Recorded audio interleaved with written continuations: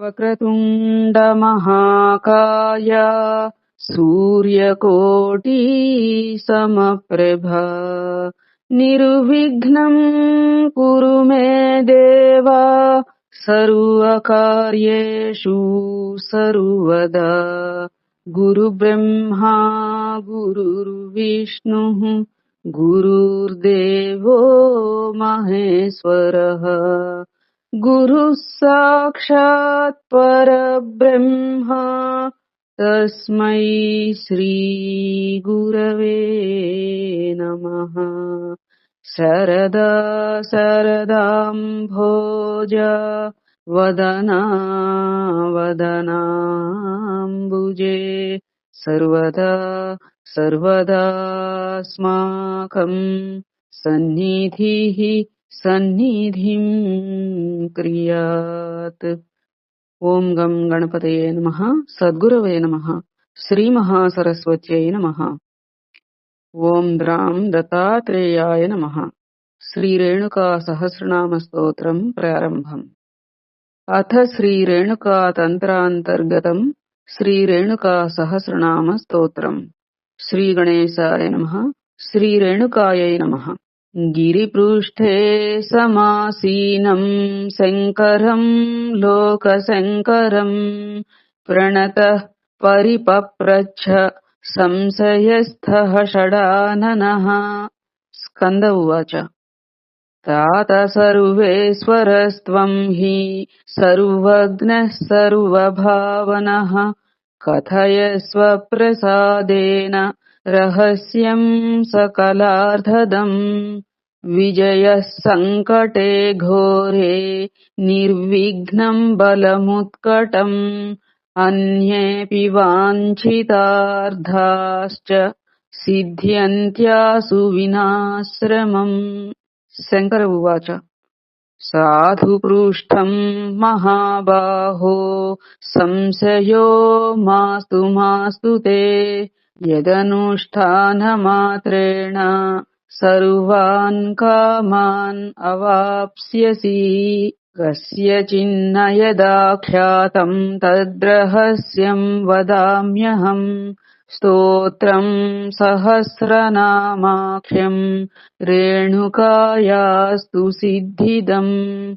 सद्यः प्रत्ययकामस्त्वं शृणु षण्मुखभक्तितः सर्वदेवाश्च वेदाश्च क्षीणवीर्या युगे युगे। क्षीणफलदात्रीयं त्रिसत्यं मम भाषितम् सर्वदेवमयी देवी रेणुका कामदार्चिता।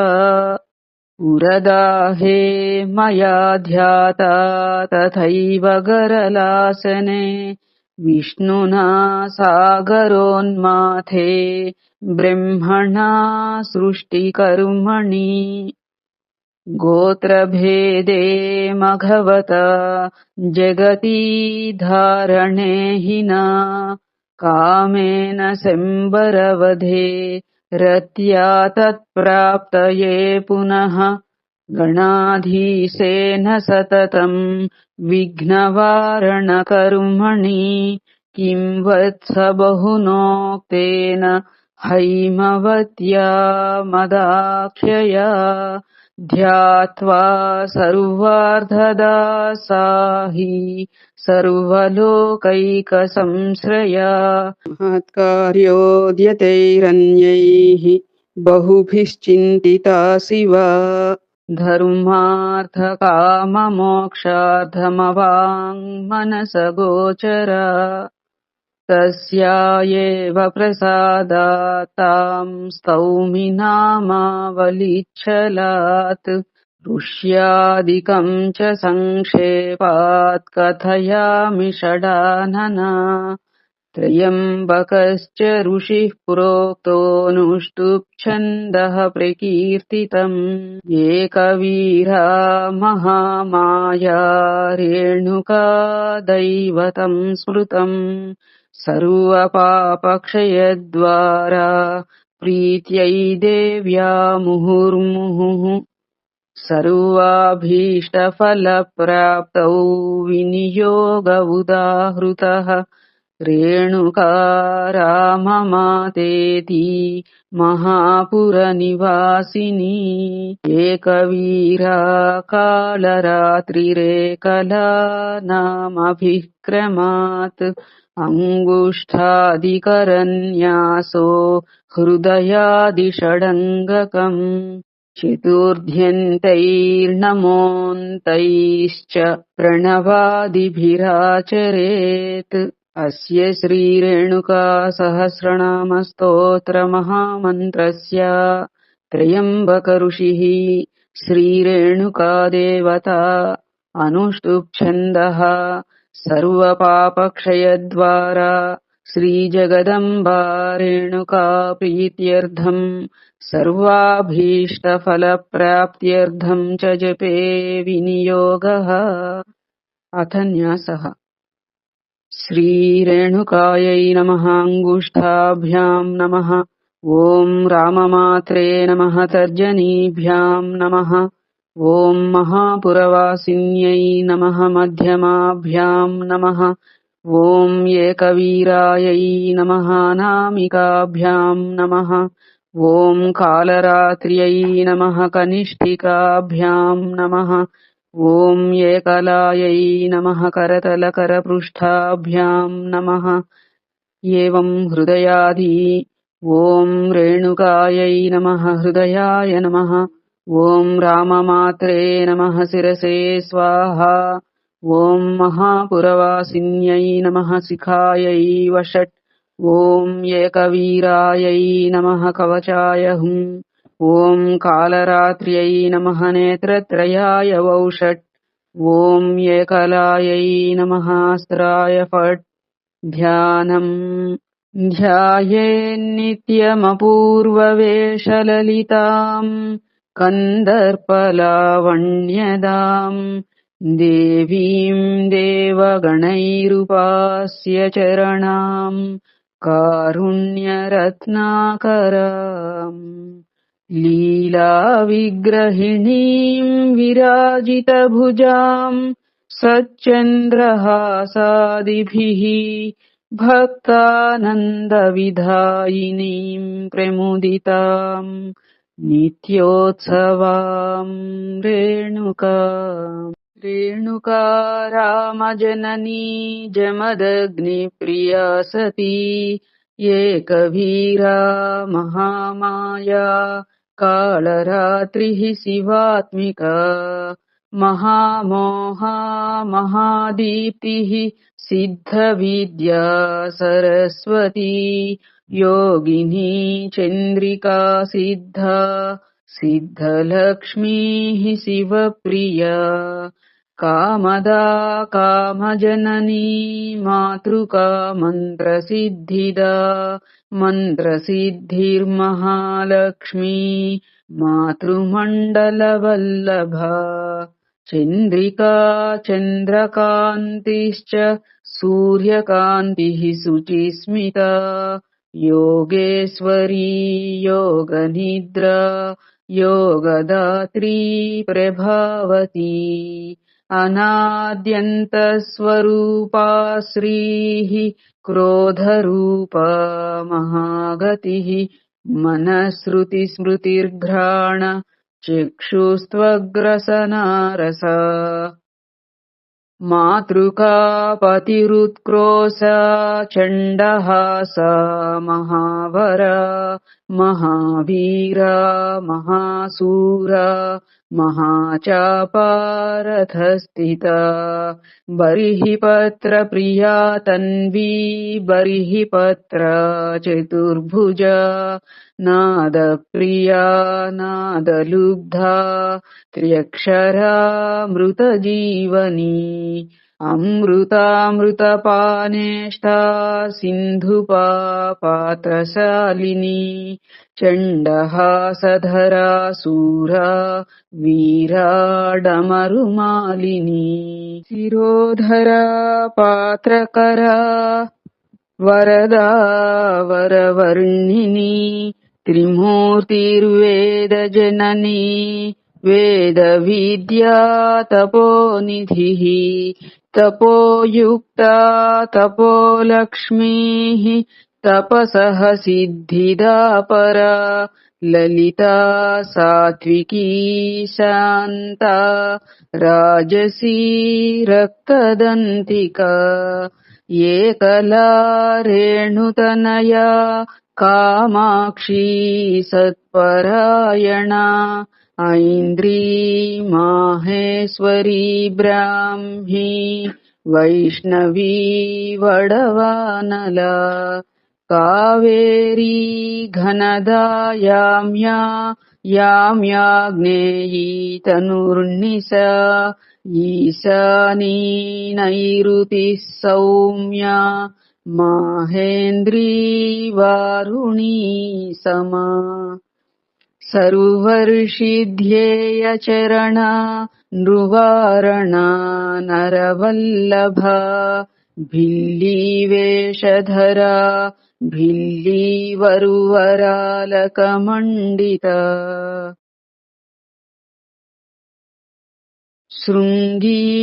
शृङ्गीवादनसुरसा गुञ्जाहारविभूषणा मयूरपिञ्छाभरणा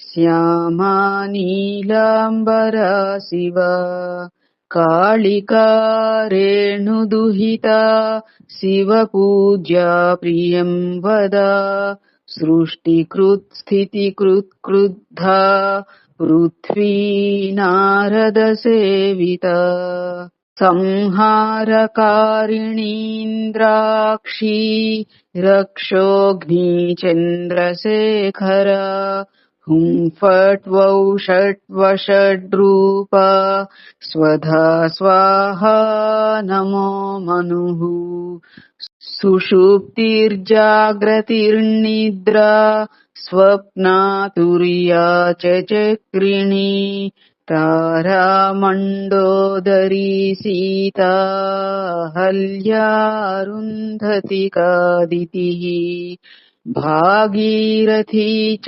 कावेरी गौतमी नर्मदा मही सरयूर्गौतमी भीमा त्रिवेणी गण्डकी सरी मानसं चन्द्रभागा च रेवा गङ्गा च वेदिका हरिद्वारं मातृपुरं दत्तात्रेयनिवासभूः मातृस्थादिसंस्थाना मातृमण्डलमण्डिता मातृमण्डलसम्पूज्या मातृमण्डलमध्यगा नानास्थानावताराध्या नानास्थानचरित्रकृत् कमलातुलजात्रेयी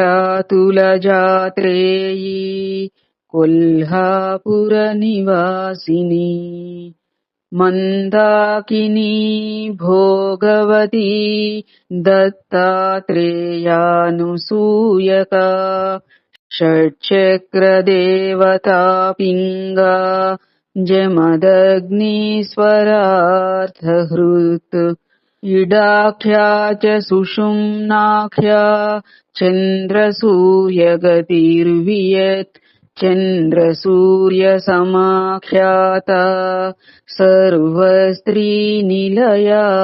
ध्वनिः समस्तविद्या तत्त्वज्ञा सर्वरूपा सुखाश्रया पुण्यपापेश्वरी कीर्तिर्भोक्त्री भोगप्रवर्तिनी जमदग्न्यस्य जननी कविशक्तिः कवित्वदा ह्रीङ्काराम्बा तमोरूपा क्लीङ्कारा कामदायिनी वाक्प्रदैङ्काररूपा च मुक्तिदौङ्काररूपिणी श्रीङ्काराखिलदानोक्ता सर्वबीजात्मिकात्मभूः जमदग्निशिवाङ्कस्था धर्मार्थकाममोक्षदा जमदग्निक्रोधहरा जमदग्निवचःकरी जमदग्नितमोहन्त्री जमदग्निसुखैकभूः जितवीरा वीरमाता वीरभूर्वीरसेविता वीरदीक्षाकरी शौर्य दीक्षिता सर्वमङ्गला कात्यायनी परिवारा कालकाला कलानिधिः अष्टसिद्धिप्रदा क्रूरा क्रूरग्रहविनाशिनी साकारा च निराकारा हङ्कारा कारणाकृतिः सम्मता विषमघ्नी च विषहन्त्री विशासना व्यालाभरणसंहृष्टा व्यालमण्डनमण्डिता अणुरूपा पराणुश्च सद्रूपा च महापरा ह्रस्वा ह्रस्वपरा दीर्घा परदीर्घा परात्परा अद्वयाद्वयरूपा च प्रपञ्चरहिता पृथुः स्थूलसूक्ष्मानिरीहा च स्नेहाञ्जनविवर्जिता ब्रह्मसूता महानिद्रा योगनिद्रा हरिस्तुता हिरण्यगर्भरूपा च परब्रह्मस्वरूपिणी ब्रह्मशक्तिः ब्रह्मविद्या विश्वबीजा निरञ्जना अतुला कर्मरूपा च श्यामला परिघायुधा नारायणी विष्णुशक्तिः अवाङ्मनसगोचरा घृतमारी पुण्यकरी पुण्यशक्तिरमाम्बिका रक्तबीजवधोद्रिक्ता रक्तचन्दनचर्चिता सुरक्तपुष्पाभरणा रक्तदंष्ट्राभयप्रदा तीक्ष्णरक्तनखारक्ता निशुम्भप्राणकृन्तिनी शुम्भप्राणनिहन्त्री च महामृत्युविनाशिनी सर्वदेव महाशक्तिः महालक्ष्मी सुरस्तुता अष्टादशभुजार्चां सा दशदोर्दण्डमण्डिता निष्कलाष्टभुजा धात्री कल्पातीतमनोहरा कल्पनारहितार्च्याद्या दारिद्र्यवनदाहिनी कौस्तुभा पारिजाता च हाहादिरूपधारिणी तिलोत्तमाप्सरोरूपा नवनागस्वरूपिणी निधिरूपा समाधिस्था खड्गरूपा सेवस्थिता महिषासुरदत्ताङ्घ्रिः सिंहगा सिंहगामिनी त्रिशूलधारिणी प्रौढा बालमुग्धा सुधर्मिणी शङ्खभृच्चक्रभृत्पाशा गदाभृत्पाशमण्डिता कालशक्तिः कृपासिन्धुर्मृगारिवरवाहना गणराजमहाशक्तिः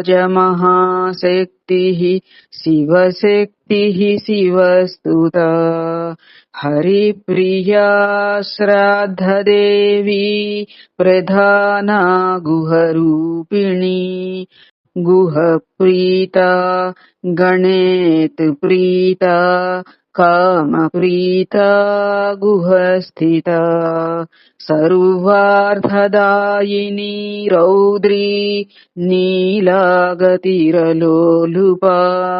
चामुण्डा चित्रखण्डा च विश्वयोनिर्निरन्तरम् श्रावणी श्रमहन्त्री च संसारभ्रमनाशिनी संसारफलसम्पन्ना संसारमतिरुच्चगा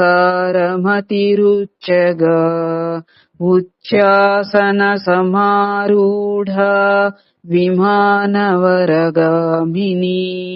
विमानस्था विमानघ्नी पासेघ्नी कालनाशिनी कालचक्रभ्रमभ्रान्ता कालचक्रप्रवर्तिनी चेतना चापिनी भव्या भव्या भव्यविनाशिनी सिंहासनसुखाविष्टा क्षीरसागरकन्यका वणिकन्या क्षेमकरी मुकुटेशावनिस्थिता श्रुतिज्ञा च पुराणज्ञा स्मृतिज्ञा वेदवादिनी वेदार्थतत्त्वज्ञा हिङ्गुला कालशालिनी इतिहासार्थविद्धर्म्या ध्येया हन्त्री शिशुप्रिया स्तन्यदा स्तन्यधारा च वनस्था पार्वती शिवा मैनाकभगिनी सुरभिर्जलभुक्तडित् सर्वबीजान्तरस्थात्री सकलागमदेवता स्थलस्थला जलस्था च वनस्था वनदेवता क्षयहन्त्री निहन्त्री च निरातङ्कामरप्रिया त्रिकालज्ञा त्रिरूपा च लीला विग्रहधारिणी समाधिः पुण्यधिः पुण्या పాపాజ్ఞానవినాశిని అంటే పాప అజ్ఞాన వినాశిని అన్నట్లుగా పాపాజ్ఞానవినాశిని దృశ్యా దృగ్విషయా దృష్టిః పాపహంత్రీ సమస్థితా విరథారథనిష్ఠా చ వరూథరథ సంస్థితా मधुकैटभहन्त्री च सर्वदेवशरीरभृत् त्रिपुरा पुण्यकीर्तिश्च नृपवस्य प्रदायिनी साङ्ख्यविद्या त्रयी विद्या योगविद्या रविस्थिता स्थावरा जङ्गमाक्षान्तिर्बलिशक्तिर्बलिप्रिया महिषासुरनिर्नाशी दैत्यसैन्यपरान्तकृत् डमड्डमरुडाङ्कारा वीरश्रीर्जनदेवता उद्गीथोद्गीतमर्यादा क्षीरसागरशायिनी वीरलक्ष्मीर्वीरकान्ता शिवदूती सनातनी शक्रादिसंस्तुता हृष्टा चण्डमुण्डविनाशिनी पञ्चवक्त्रैकरूपा च त्रिनेत्रावलिमोहिनी धूम्रलोचननिर्नासाहङ्कारोद्गारभाषिणी एकमूर्तिः त्रिधा मूर्तिः त्रिलोकानन्ददायिनी भवानी दशमूर्तिश्च पञ्चमूर्तिर्जयन्तिका दक्षिणामूर्तिः अनेकैकादशाकृतिः एकचक्षुरनन्ताक्षी विश्वाक्षी विश्वपालिनी चतुर्विंशतितत्त्वाद्या चतुर्विंशतितत्त्ववित् सोऽहं हंसा विशेषज्ञा निर्विशेषा निराकृतिः यमघण्टामृतकला जयघण्टा जयध्वनिः पाञ्चजन्यस्फुरच्छक्तिर्हनुमच्छक्तिरास्तिका शीलातरणशक्तिश्च रामशक्तिर्विराट्तनुः लङ्काप्रज्वलनावेला सागरक्रमणक्रमात् नरनारायणप्रीतिर्लोकनीतिरघौघकृत् विपाशापाशहस्ता च विश्वबाहुस्त्रीलिङ्गिका प्राची प्रतिचीविदिशा दक्षिणा दक्षकन्यका शिवलिङ्गप्रतिष्ठात्री शिवलिङ्गप्रतिष्ठिता अज्ञाननाशिनी बुद्धिः तत्त्वविद्या सुचेतना प्रकाशा स्वप्रकाशा च द्वयाद्वयवर्जिता असद्रूपा च सद्रूपा सदसद्रूपशालिनी कैलासनिलया गौरी वृषगा वृषवाहना सोमसूर्याग्निनयना सोमसूर्याग्निविग्रह विषमेक्षरदुर्धर्षा लङ्कादाहकरीदितिः वैकुण्ठविलसन्मूर्तिः वैकुण्ठनिलयानिल नमो मूर्तिः तेजोमूर्तिरमेयधी सूर्यमूर्तिः चन्द्रमूर्तिः यजमानशरीरिणी आप्यमूर्तिरिलामूर्तिः नरनारायणाकृतिः विषयाज्ञानभिन्ना च विषयाज्ञाननिर्वृतिः सुखवित्सुखिनी सौख्या वेदवेदाङ्गपारगा सृक्सृवाच वसोर्धारा योगशक्तिः अशक्तिहृत् यज्ञकृत् प्राकृतिर्यज्ञा यज्ञरागविवर्धिनी यज्ञभोक्त्री यज्ञभागा सौभाग्यवरदायिनी व्यापिनी दशदिग्बाहुः दिगन्ता बलिदायिनी कृपा विश्वेश्वरी स्वङ्गा ताक्षी कामदेवता कामचारप्रिया कामा कामाचारपरायणा चिकित्सा वेदविद्या च वैद्यमाता महौषधिः महौषधिरसप्रीता विकरालकलातिगा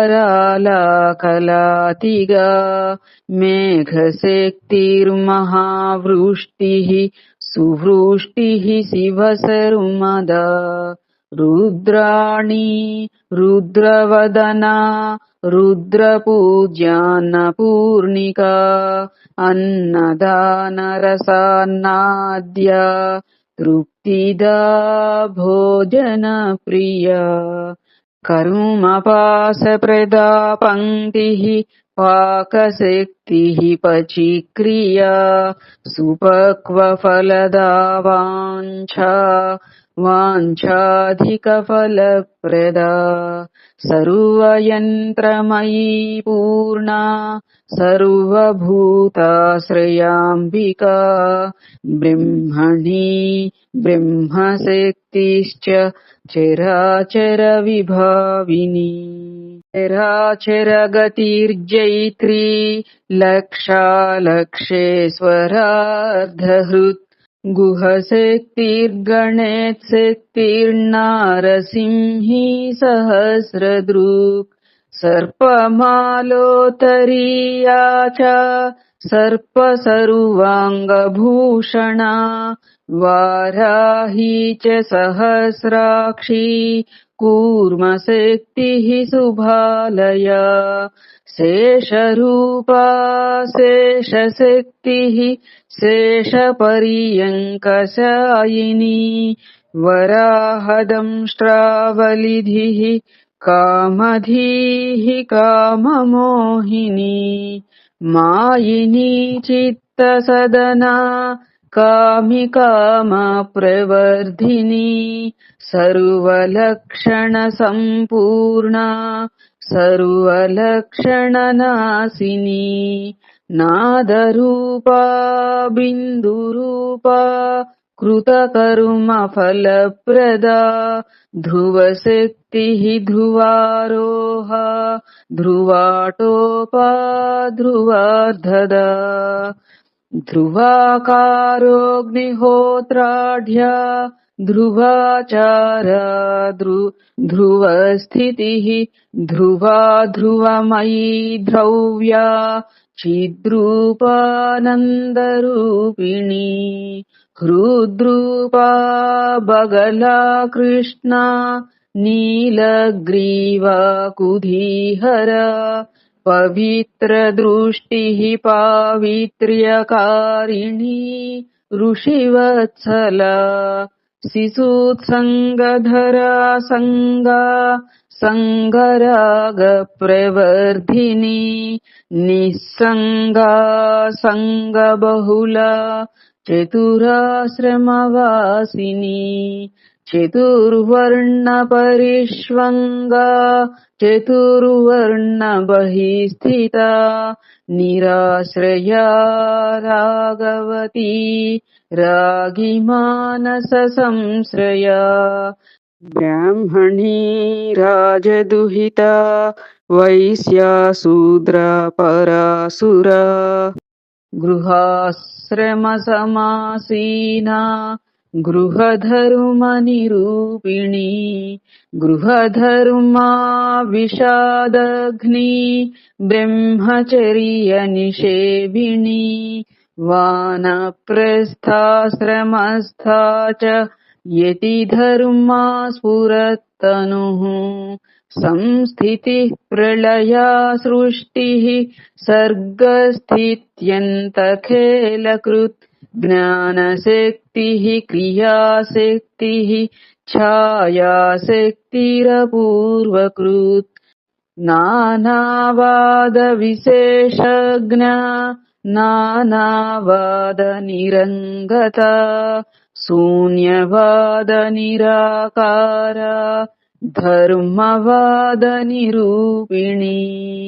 नवचण्डी क्रियाहेतुः सङ्कल्पा कल्पनातिगा निर्विकल्पा विकल्पाद्या सङ्कल्पा कल्पभूरुः सृष्टिघ्नी च स्थितिघ्नी च विनाशघ्नी त्रिरूपभृत् अयोध्या द्वारका काशी मथुरा काञ्च्यवन्तिका विशोका शोकमातण्डी पाञ्चाली शोकनाशिनी शमनियमशक्तिश्च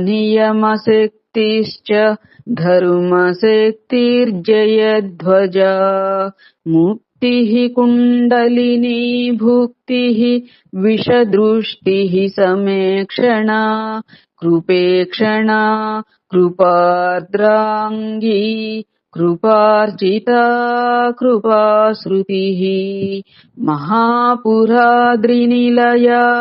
महापुरकृतस्थितिः अज्ञानकल्पनानन्ता प्रपञ्चकलनातिगा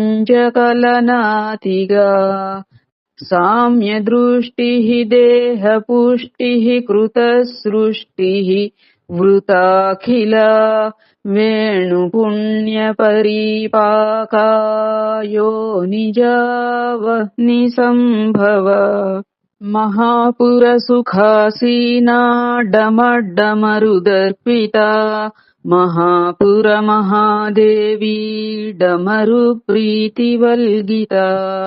भद्रकाली पितृशक्तिर्ह्यालसा भुवनेश्वरी गायत्री च चतुर्वक्त्रा त्रिपुरा वीरवन्दिता यमाम्बा त्रिगुणानन्दा कैवल्यपददायिनी वडवा भूस्था सक्तसर्गप्रवर्तिनी इन्द्रादिदेवजननी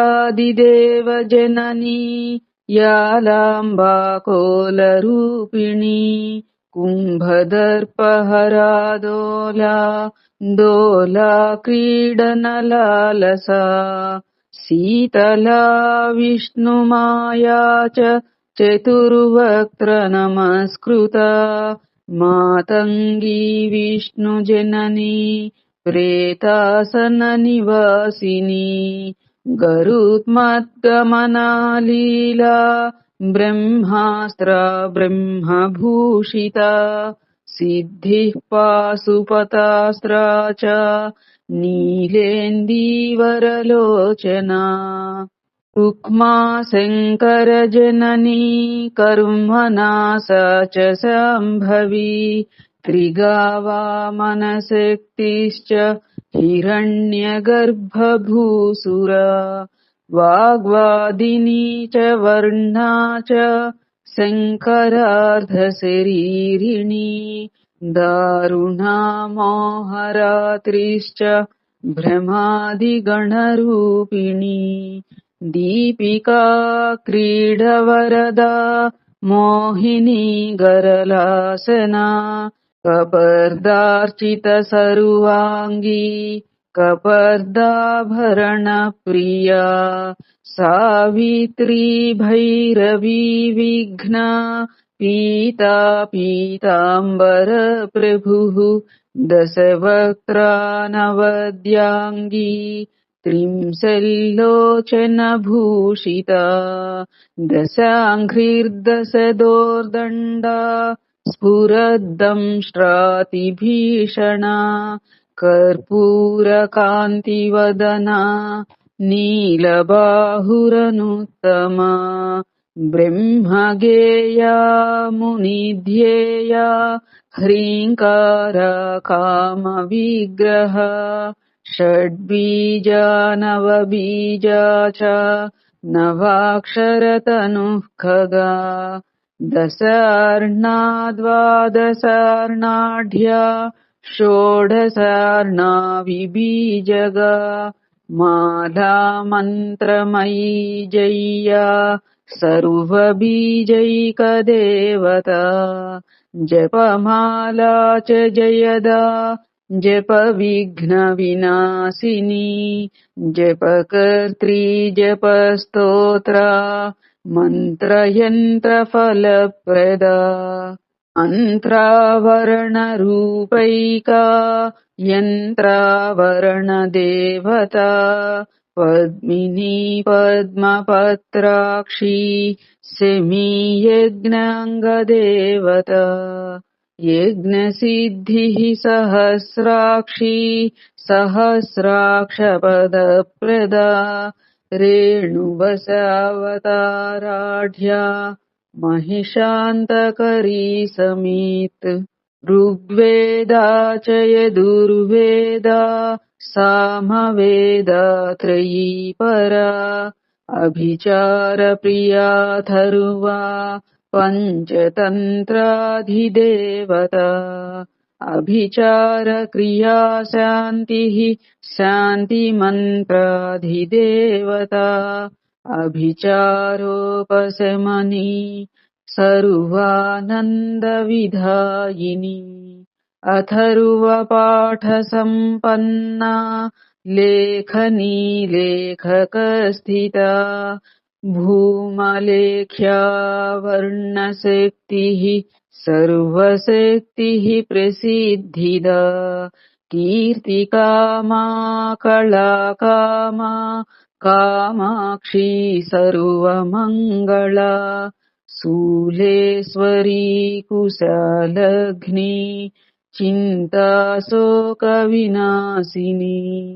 चिन्तादिदेवता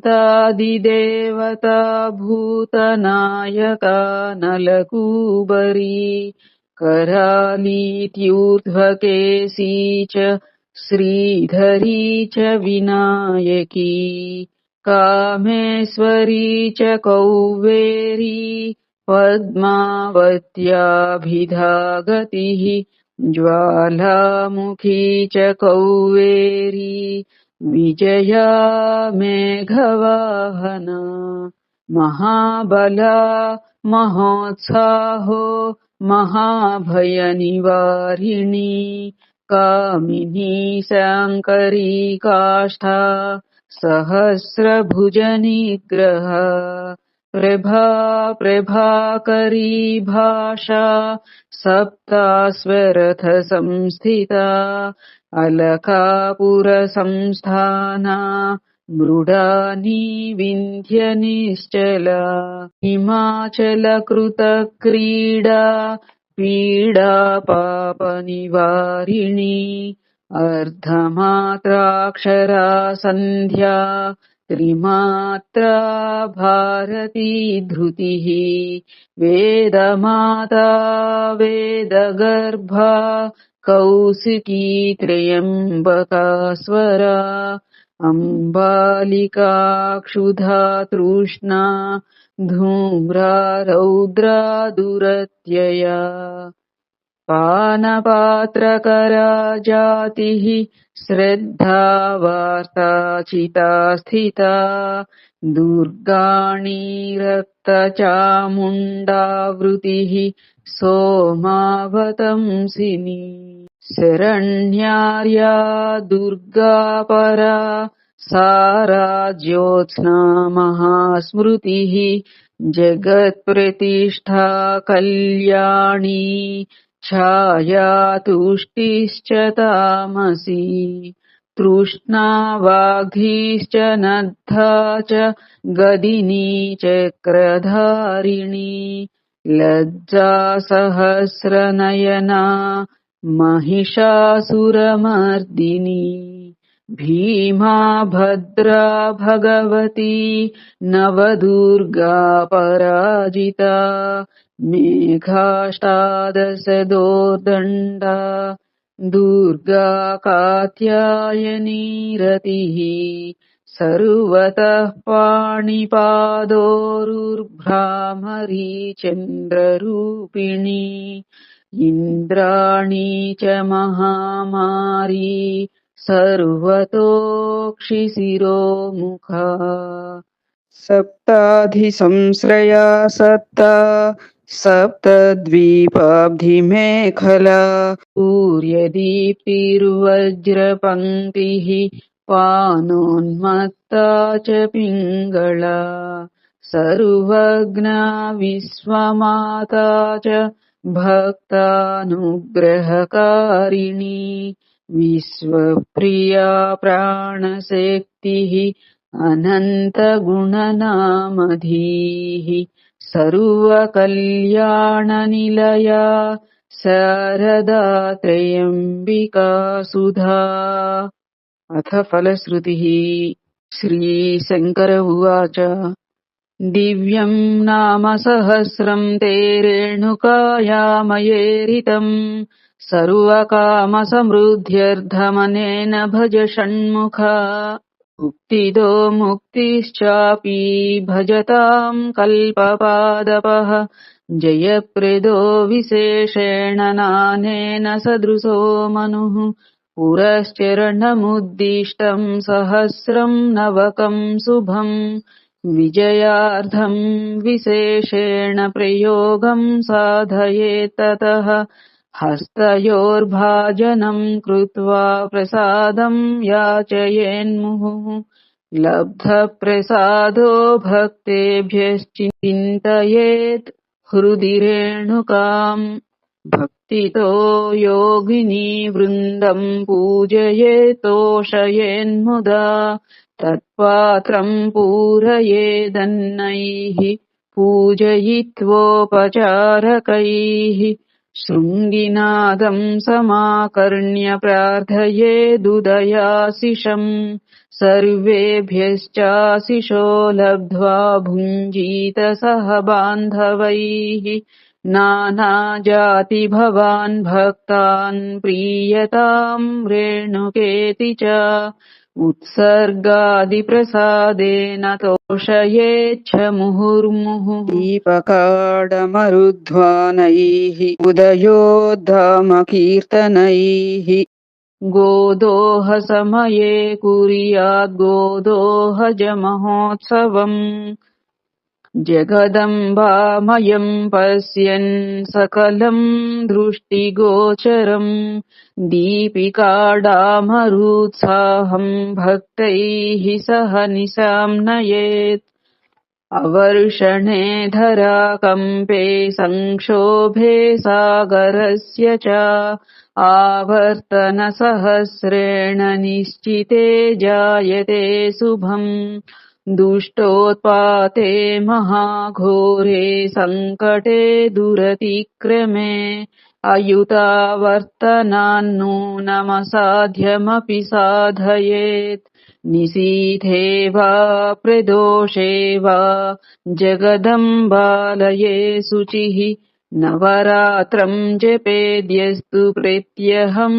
नवकारकम् नामभिः पूजनम् होमम् प्रत्ययम् कुरुते व्रती प्रसन्नास्मै महामाया प्रत्यक्षम् भवति ध्रुवम् त्रिवारम् नियतम् जप्त्वा षण्मासम् व्रतवान् शुचिः दारिद्र्यार्णवमुत्तीर्य विपुलाम् श्रियमाप्नुयात् विशेषसाधनम् कुर्यात् पुरश्चर्याम् पुनः सुधीः साधयेत् सकलान् कामान् सत्वरम् नात्र संशयः पुष्पाद्यपायसतिलैर्हरिद्रा मधुचन्दनैः नानापरिमलद्रव्यैः भक्तियुक्तो यजेन्मुदा इदम् पठति यो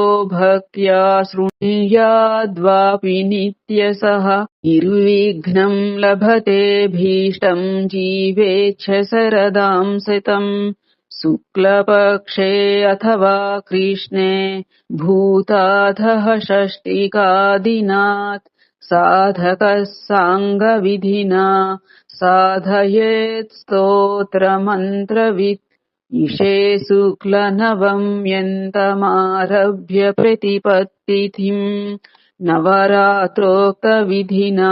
कलशम् पूजयेन्मुदा सङ्कटे सत्वरे कृत्ये विधिना वर्तयेत् स्थितिम् प्राप्नोति वाञ्छितम् सद्यः सर्वविघ्नविनाशकृत् घृतद्वीपद्वयम् कृत्वा दक्षिणोत्तरभागयोः नानाभोगोपचारैश्च तोषयेज्जगदम्बिकाम् कुङ्कुमा अगरुकस्तूरी चन्दनाभिः अर्चयेत् कुमारीम् पूजयेद्भक्त्या ब्राह्मणांश्च सुवासिनीम् षड्रसैः स्वादुपक्वान्नैर्भोजयेच्छ चतुर्विधैः सिक्तितो दक्षिणाम् दद्याद्द्वादशोऽध्यानम्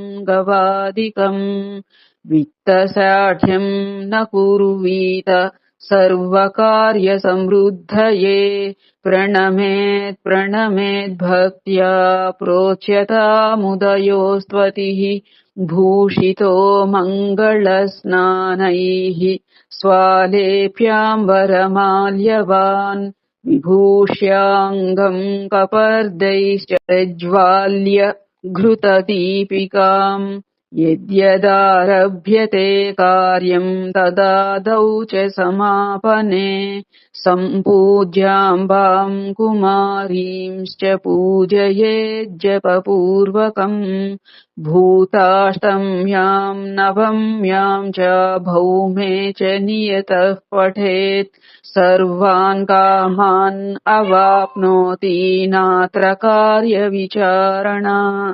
श्रीमात्रे नमः। भूतारक्षः पिशाचाद्या वैरिणो दस्यवोऽपि च पठ्यते अनुदिनं यत्र तद्गृहं न विसन्ति च अब्धिसञ्चरणे पोते लङ्घुने गिरिरोहणे चित्तक्षोभे प्रसादे च विषादे वा पठेदिदम् दुःस्वप्नदर्शने मार्गे विड्वरे कलहागमे यात्राकाले पठेदेतत् सर्वमाङ्गलिकागमे निष्कामो वा सकामो वा पुरुषार्थप्रदम् यतः त्रैवर्णिकः पठेदेतत् इतरः पठयेत् सदा सौभाग्यम् लभते नारी कन्या सर्वोत्तमम् वरम् मृतवत्सा लभेत् पुण्यम् आयुष्मत्सन्ततिम् शुभाम् असूतिर्लभते सूतिम् सुसूतिम् कष्टसूतिका उदासीना लभेत् प्रीतिम् पतिबालप्रियङ्करी न वैधव्यमवाप्नोति न सपत्नीम् लभेत् क्वचित् सुरूपा सुभगा धन्या विरहम् नाप्नुयात् क्वचित् च्यवद्गर्भवती या च दृढगर्भवती भवेत् वित्तापत्यपरिवारापतिमण्डितविग्रहा सहस्रनामकम् स्तोत्रम् पठ्यते यत्र वेश्मनि ग्रहाः कालग्रहाः पीडाम् नैव कुर्वन्ति करिहिचित् यद्गृहे पूजितम् ह्येतत् पुस्तकम् वा सुभक्तितः शक्तितो हवनम् कुर्यात् विघ्नस्तत्र विनश्यति गर्भिणी श्रावयेन्नित्यम् गर्भदोषान्निवर्तते सूतिकायतने प्रोक्तम् सूतिका बालसौख्यदम् सर्वम् मन्त्राधिकमिदम् भक्त्या यः सर्वदा पठेत् श्रावयेत् पाठयेद्वापि सर्वत्र लभते जयम् पुस्तकानि प्रदेयानि विप्रेभ्यो नवभक्तितः सोपचाराणि विधिना रेणुका तुष्टिहेतवे पुत्रकामी शुभान् पुत्रान् धनार्थी विपुलम् धनम् कन्यार्थी लभते कन्याम् कुलशीलादिमण्डिताम् विद्याकामो लभेद्विद्याम् कवित्वम् कविताप्रियः प्रज्ञातिशयमासाद्य समर्थो ग्रन्थधारणे मुच्यते निगडाबद्धः स्खलद्गीः स्पष्टवाग् भवेत् कामुकः काममाप्नोति भूपालम् वशमानयेत् कुष्ठापस्माररहितो ज्वररोगविवर्जितः योगी रोगविनिर्मुक्तः शत्रुसङ्घातजयो भवेत्। शीतलो जायते वह्निर्विषं स्यात् अमृतोपमम्। शस्त्राण्युत्पलतां यान्ति पठनादस्य भक्तितः। अन्धो दृष्टिमवाप्नोति बधिरः भवेत्। मूको वाचालतामेति रेणुकायाः प्रसादतः। रेणुकेत्येकनामेदम् धर्मार्थकाममोक्षदम्।